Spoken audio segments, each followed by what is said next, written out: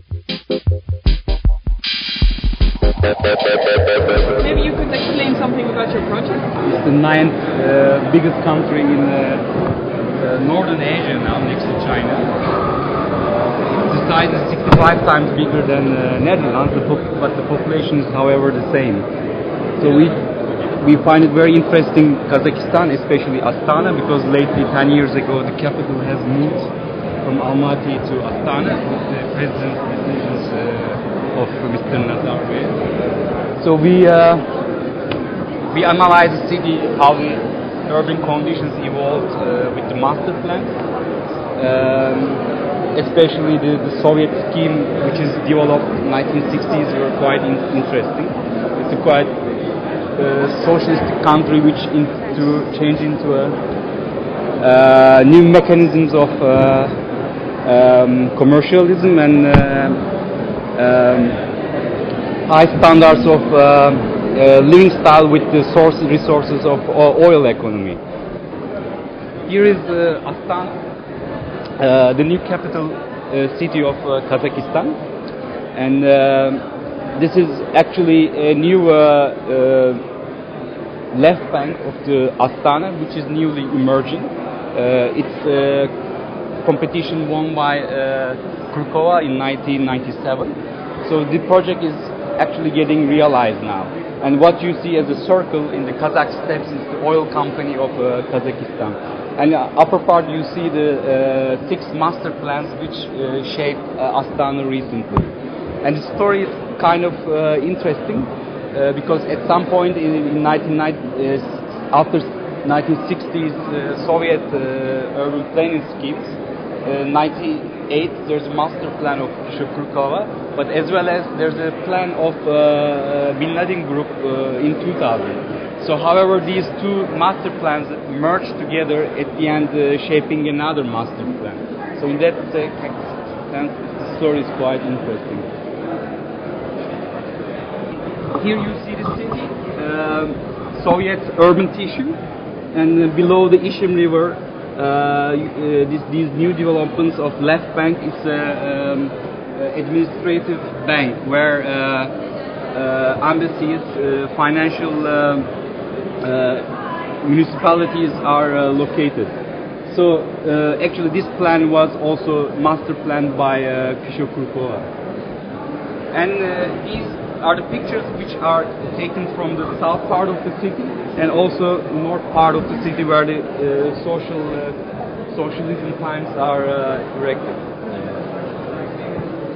And city is currently in the left bank is continuously growing, developing.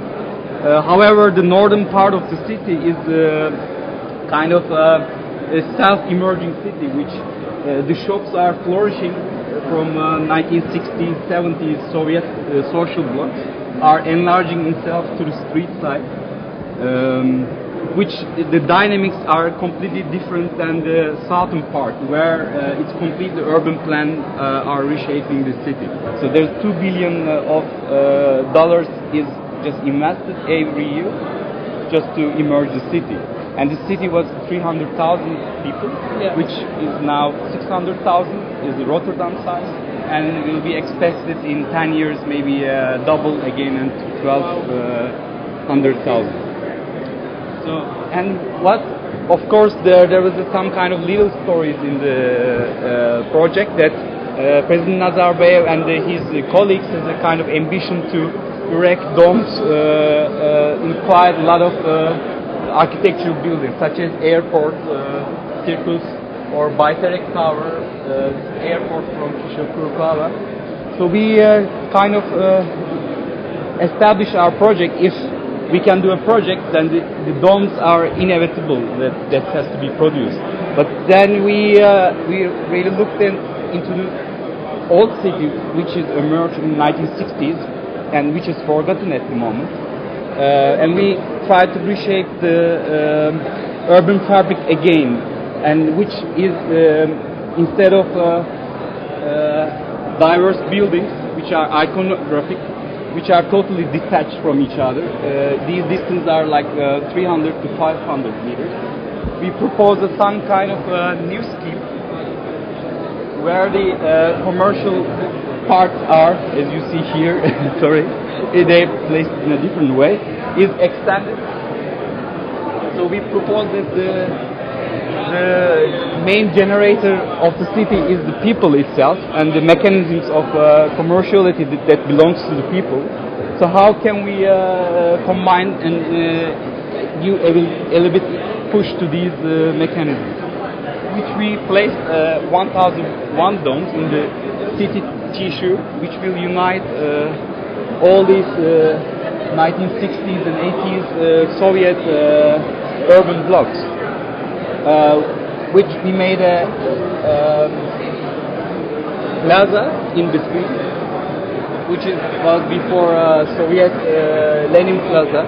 We reshaped the plaza itself, and we give another nature which was very hard climate. In Kazakhstan, in Astana, the temperatures are -40 and +40. So we said that to give another tissue to the city, instead of common open spaces, which will incredibly change the city. So the domes are popping up with the Soviet city urban structure. So we find it incredibly reshaping organism, which can emerge itself as well. It's an international Design. biennale, yeah. And also your office is here, so what is important about Rotterdam? What is important? I think, of course, architecturally it's very interesting, as we are assembled here. I think we find it very interesting. And also that we are former Berlage Institute students, which established the office here, which we are all international. So in that sense, our existence become nothing more than being international and communicating with each other. And also we give a international name, which is also means IND.